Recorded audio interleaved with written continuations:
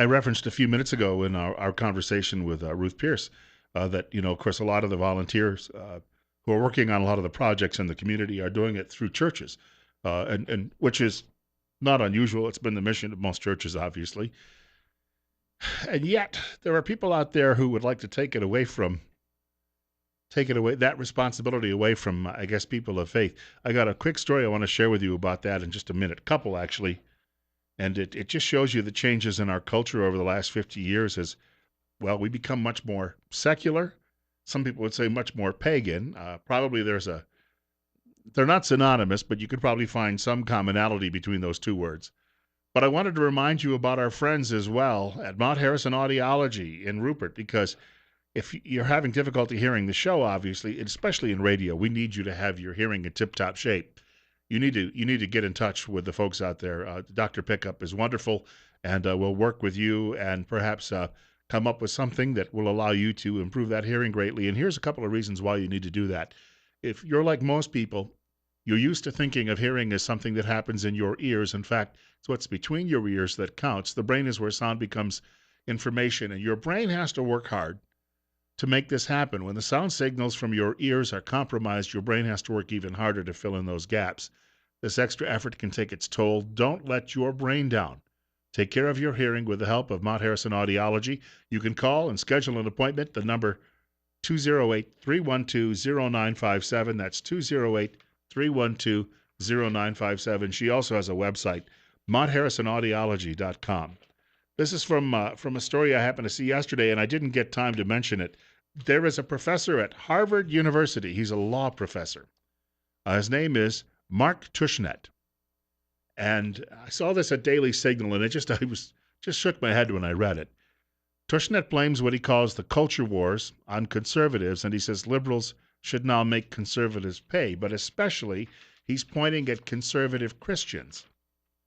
And he has this view that they all live down south. You know, that old view you get in a lot of urban centers is that people in certain regions of the country just aren't quite as human as you are, I suppose.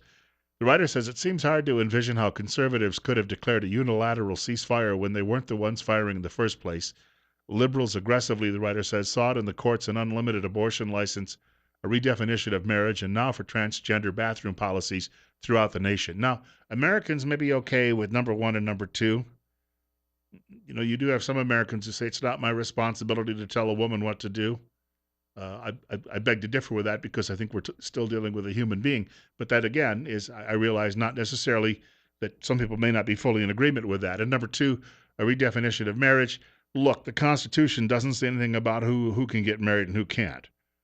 And our point has been all the while is that some couple who says they're married, why do they need to even have government permission to do it? You know, you could just simply state it. You can't arrest somebody for claiming it.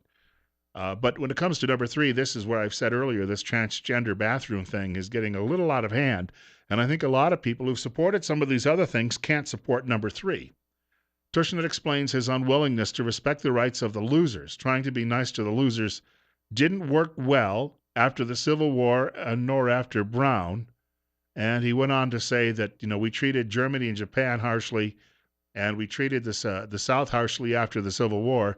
So he's recommending that we treat Christians in the same manner, as if we're conquered people. This is the future, folks. This is what you're going to be dealing with. And then the Christian Post has this. Evangelical leader Franklin Graham says Sports Illustrated's plans to feature a nude Caitlyn Jenner on the cover of its magazine is tantamount to moral bankruptcy. The head of the Billy Graham Evangelistic Association commented in a post on Facebook Monday that Jenner's photo shoot is what happens when biblical principles are abandoned. And we would have just thought of these at one time as just Western principles. CBS News just reported that Jenner will pose nude for the cover of Sports Illustrated, draped only in his Olympic gold medal and an American flag. There's a lot wrong with that picture, wrote Graham. Now, can I just add this? I'll get to my caller in just a moment. We've got about just only a minute before the end of the segment. And if you've got more to talk about, caller, call me back in the next segment. Remember when Sarah Palin posed in her running suit with the American flag, and people said you shouldn't use the flag that way. But a naked transsexual or transvestite or whatever he's called can do it. You're on the air with Bill Colley on Top Story. Go ahead. Well, since how you brought it up, I wasn't going to call, but I did. You don't see any kind of an uproar from transgender women wanting to get into the men's room. True. It's Yeah. just the men wanting to get into the women's room. Which raises the question of what those men really are looking to do. If we were all equal here, then if that's all it was about is just using the bathroom of choice, then the transgender women would be wanting to get into the men's room, but they don't. Right. It's all about abuses, and it's all about taking things that should be dealt with out of the public light and putting it into the public realm. Thank you much for the input. I've got to take a short break here. Bill Colley with you on Top Story. Yeah, the liberals are all arguing that we're just being mean-spirited to people who think that they're a different gender than, they were born in the wrong body. But no, we're concerned about, and I said this yesterday, the safety of your children and your aunts and your mothers and your sisters and your wives is far more important and should trump somebody's feelings about where they want to go to the bathroom. We're concerned about the people who will use this as cover to gain access to those women in your lives.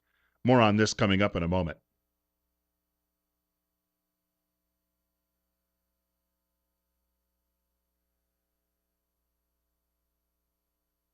You know who's opposed to men using women's restrooms? Or at least she was. Ruth Bader Meinhof, a member of the U.S. Supreme Court. I'll share that in a moment. I do want to remind people, 1 week from Friday, I'm going to be joined in studio. I've asked him to come in as a guest. I think it's on the 20th of May. Dr. Eric F. Jones. This is a fellow who uses a holistic system of medicine that he uses to really help his patients find overall wellness. And he's been doing this for, almost 25 years. He's got a master's and doctorate degrees in marriage and family therapy. Got an office not far from our studios. He dropped by and visited with me a couple of weeks ago. Dr. Eric F. Jones, he uses methods of alternative healing such as naturopathy, medicinal herbs, nutrition. You can say that as herbs, too, depending on what part of the country you're from. Sound waves, intellectual cognitive self-regulation. And he helps remedy and manage mental, emotional, physical, and spiritual challenges. He's accepting new patients and has evening and Saturday appointments available. How often does a doctor offer that? You can telephone him by calling 208-731-7178, 208-731-7178. He also has his new Facebook page up, and he's going to be posting various topics there, too, as well. The group name is Eric F. Jones, Ph.D. Now, he spells Eric with a C. That's Eric F. Jones, Ph.D., mental health and wellness therapist. Oh, he's also a chiropractor, too. I mean, what doesn't he do? We have a caller with us. You're up next. You're on the air with Bill Colley on KLIX. Good morning, Bill.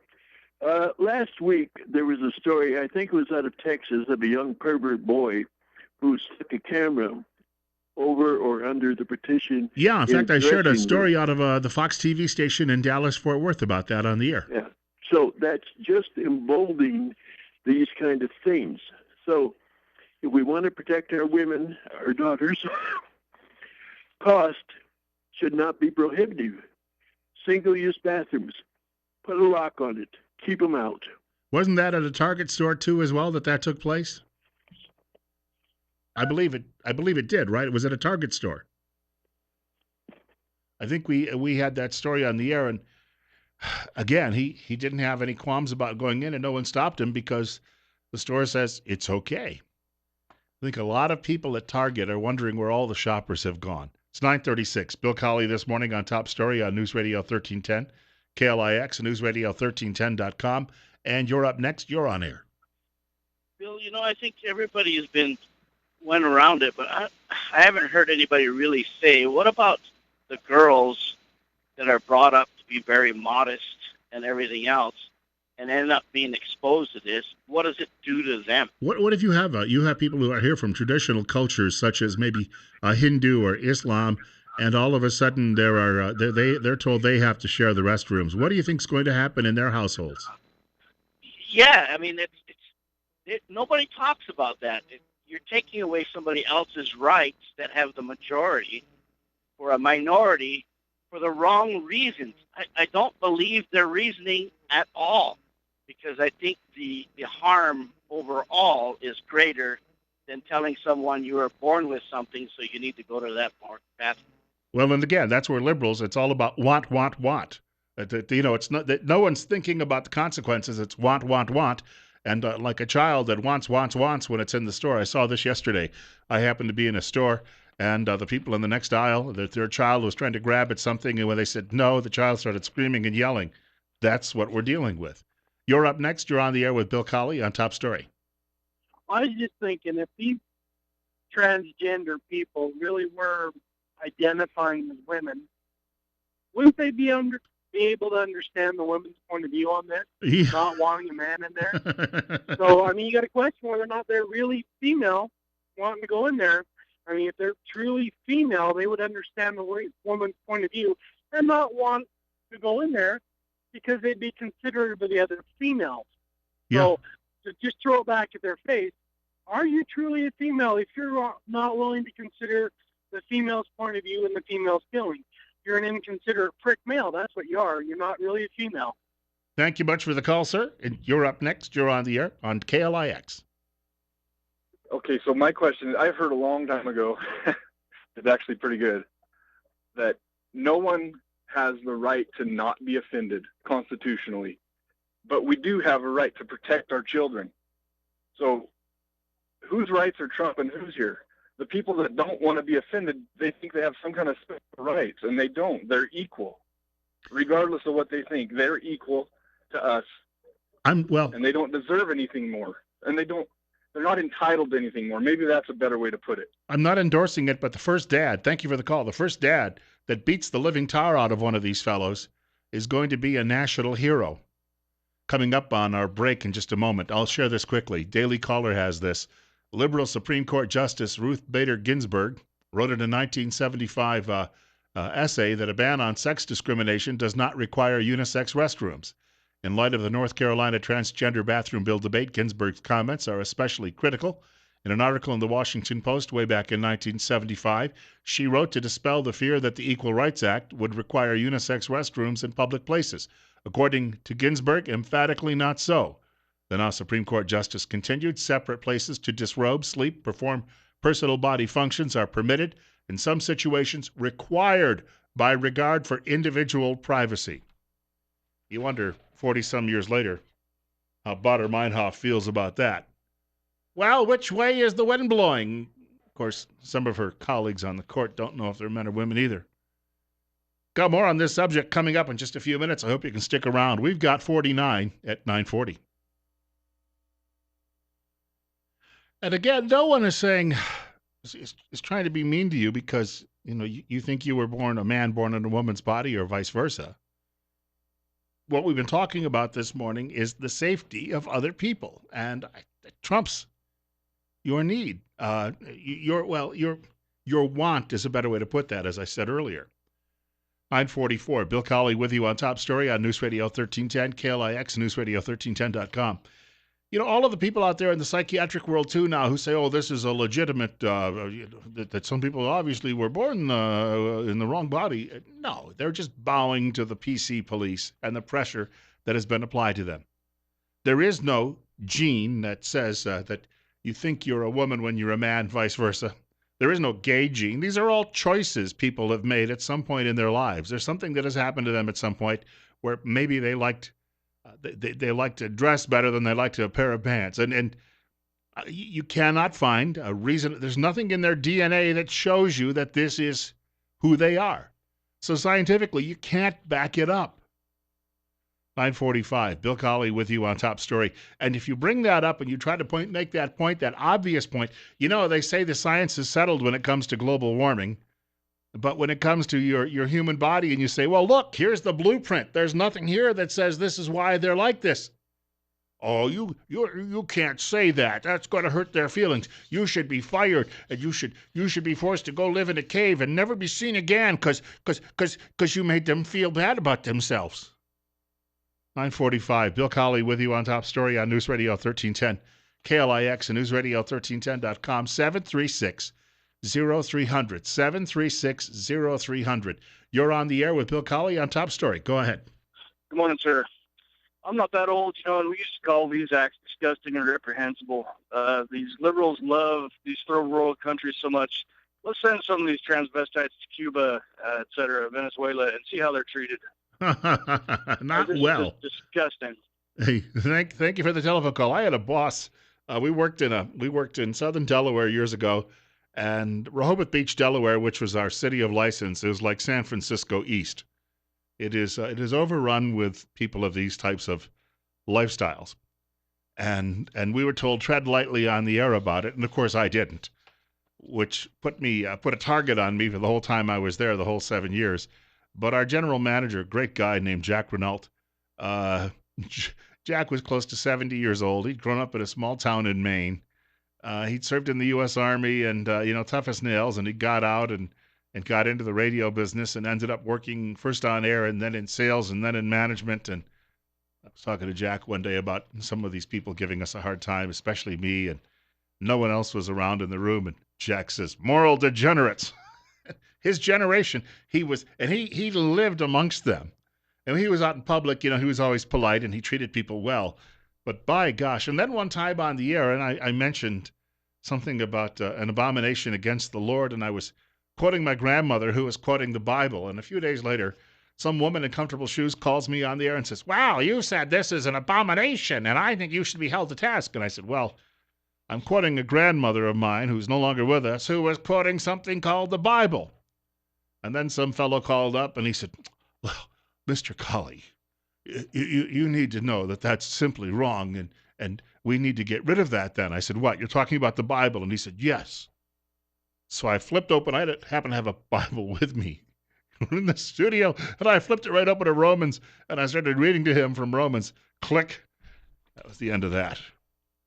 9:47 now on Top Story with Bill Colley on News Radio 1310, KLIX, newsradio1310.com. If you go to my Facebook page, I have a piece I posted there from a publication called The Imaginative Conservative. It's long, it's intellectual, so you might be a little bored by it.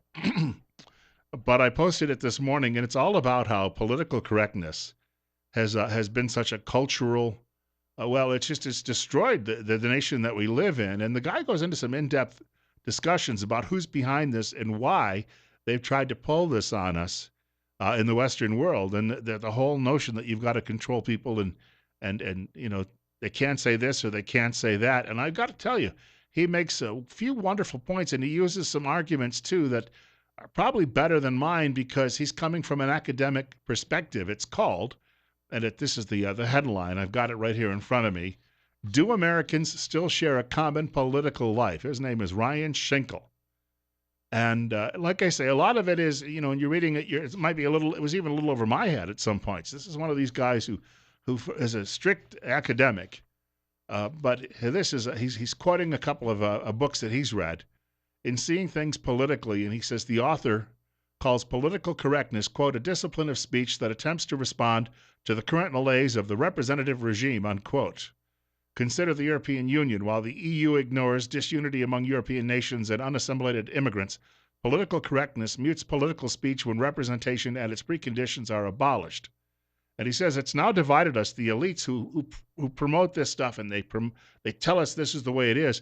It has divided them from working people around the world, regular folks, middle Americans in our case. And the divide is only growing more and more stark at this point. And I'm telling you right now, it is destroying our cultures. It is ripping apart the bonds that used to hold us together, and he's making this very clear in his argument. It'll be ignored, of course, by liberals, or they'll claim, oh, he's nothing but a bigot. Yes, that's got to be bigotry. Why, we don't have any intention to go in and rape his 3-year-old daughter in the bathroom. And even if somebody does, well, we have to let it happen because it'll make Johnny, who thinks he's Jenny, feel better about his lifestyle choice. Mm-hmm. And again, I said I'm not endorsing it, but we are headed. Someone's is cruising for a bruising out there, and the first dad that slaps the living daylights out of one of these guys who's gone in and looked up his 3-year-old daughter's skirt, that man is going to be a national hero. Maybe not in San Francisco, Los Angeles, New York, or the Washington Beltway, or on a college campus, at least in the academic dining room, but that fellow is going to be an American hero. And people are going to say it's, dang straight, because I would do the same for my little girl. 736-0300, 736-0300. You're on air with Bill Colley on Top Story on KLIX. My God, two things. Anything that's over your head, and quit feeding that dead horse. It seems to you seem to salivate when you. I think you forget how unpopular you are, not only with the listening audience but your neighbors. Stop it. I think you realize that your line of thinking is so out of touch with the average Idahoan and the average American and the average Roman Catholic of what church you're supposed to belong to, and you ignore all of its tenets. You're a jerk. Thank you. If you agree with me, please feel free to share that. Stop beating this. So you're for somebody coming into the bathroom with your little girl. Is that right? Okay. Why don't you just prostitute her on the street, for crying out loud? Maybe he already does that. It's 9:52. Again, the number 736-0300, 736-0300. At least I can speak the language, pal. Maybe you need to go to remediation and work on that. You're up next. You're on the air. Hi, Bill. How are you? That color there, somebody from Jerome needs to find him and take care of him. Just sit him down and have an honest conversation with him. And I don't talk no more. Just take care of him. Well, I think that if someone cornered him in the diner someday and he couldn't get away and he actually had to have a serious discussion with someone instead of shouting, then he might actually come to some conclusions that would alter his mind for a while and maybe improve his life. I think that's an insult to society. That man right there. Thank you. Insult to society. No, that's a description that I've been looking for. You're up next, and you're on the air on News Radio 1310 KLIX and newsradio1310.com. Yeah, good morning, Bill. The guy that you were talking about, that'd be a hero if he took one of these perverts out and worked them over. I can tell you from personal experience, my own personal experience, that what will happen with him is he'll be put before a judge for working the guy over, and the judge will call in a bunch of these Christian patriots who have no idea what they're doing or what they're even supposed to be here for. He'll say to those jurors, "Will you take the law as I give it?" And they'll take the oath to take the law as he gives it, and he won't give them he won't give them the whole law. He'll give them what he needs to find that guy guilty, and that'll be the end of it. Well, someone may have to go to jail. That's true, but so did Bernard Goetz, and I thank you for the call. Bernard Goetz was riding on the subway in New York City, if you recall, 30-some years ago, 1984, I believe it was, but he was approached by 5 hoodlums, and he gunned them down. And, of course, he ended up, getting in trouble with the law, but he became an American hero because people were sick to death of being hassled by a bunch of young punks, and he showed how you take care of it because the law wasn't taking care of it, so he stood up for himself. You're up next. You're on the air with Bill Colley on KLIX. Hello? Hey, Bill. Go ahead. How are you today? I'm wonderful, but that's wasting our time. Go ahead. Yeah, you know what? I think a lot of this has to do with the fact that, they're using all this to take your mind off what's really going on in this country. So what they're doing is continually pressing this bathroom issue to take your mind off other issues, which the issue of the bathroom is total stupid, blatant crap. Sure it is. What I mean? Well, they want to argue these culture war issues because they can't argue about $20 trillion in Democrat Party debt. Yeah, exactly. Yeah, they want to push everything else aside and go to the nonsense of what's happening in this world. A dispute about a bathroom. Do we have anything better to worry about than a bathroom issue? We've got a lot to worry about, but first we've got to squash this before they actually put it into force, and then get back to the other issues that are serious issues, and need to remind people that again. We will not have a country if we do not take care of this crushing debt issue. Oh, definitely. And you know what? This bathroom thing, I would probably bet my next paycheck that it'll probably spread across the whole United States until somebody gets an answer of something. Well, they want to destroy the culture from within. They destroy families, And then they break down sexual mores and they break down all of these other social norms because there's a view on the left that then they can rebuild their socialist paradise from scratch. Oh yeah, and to me, all that junk that they keep throwing out there, to me, it's a mental issue and a sickness, and it is. It's just a sickness of what somebody thinks that, you know what, you're born a boy, you are a boy. You're not a girl. That's the way God made them. Sorry, that's just the way that the world works. So. Thank you much for the call. I had one of these guys tell me one time, well, that's how God made me. In other words, his lifestyle choice. And I thought, don't insult God. Don't blame God, please, because that's only going to make things worse for you down the road, especially come judgment. 9:56, Bill Colley with you on Top Story on News Radio 1310, KLIX, and newsradio1310.com.